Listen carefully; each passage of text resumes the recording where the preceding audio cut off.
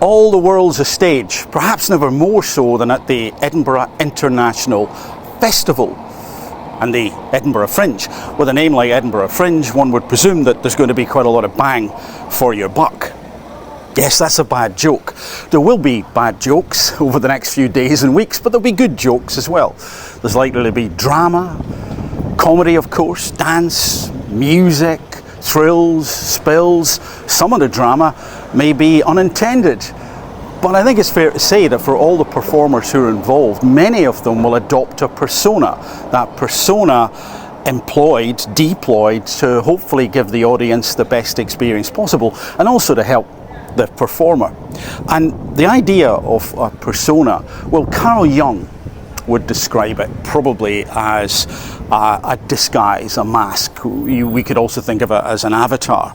And so there's the thing that we put on, this mask, to help us engage socially. Hopefully to help us engage successfully socially, but not always if the persona isn't quite right. Socially could mean a big group, it could mean a small group, it could mean one-to-one.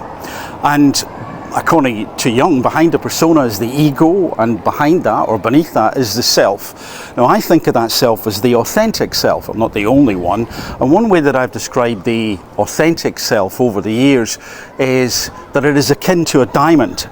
And like a diamond, well, we're all flawed, but the diamond also has different facets, and we have different facets to us, to ourselves. And what that means is that we can either consciously or by habit move that diamond, that self a little bit so that a particular facet catches the light. And that's what shows up, and that's what people see. And if we're employing our personas, because most of us have more than one, sometimes many, if we're employing that persona successfully, then we get the outcomes that we want. Here's the thing. If you think about it, and you may be asking yourself the question, well, do I have different personas?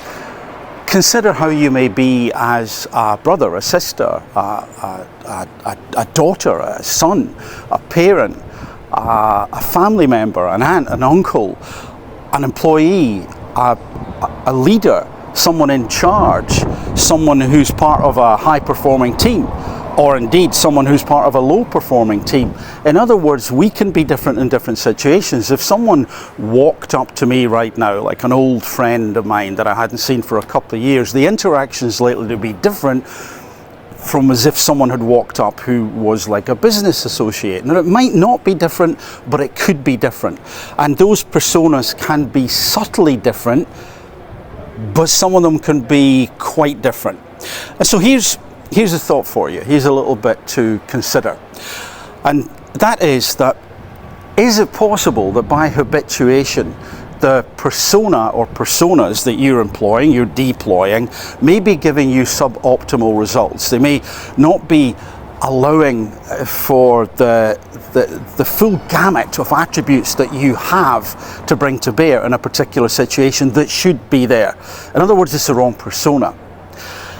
If you then, as a bit of homework, think about those different versions of you and think about situations where maybe you're not getting the results that you want, and consider whether what you could do is in actual fact apply a different persona.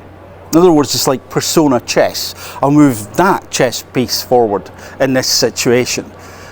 Perhaps you could, for example, be less of the counterpuncher and more of the mentor. You could be less of the somber person and more of the light-hearted one.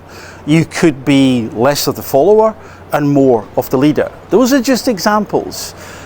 But if you get the time, if you have the inclination, play around with that idea and play around with which part of you, which facet of you want to show up, and decide to show up, which persona you employ and deploy.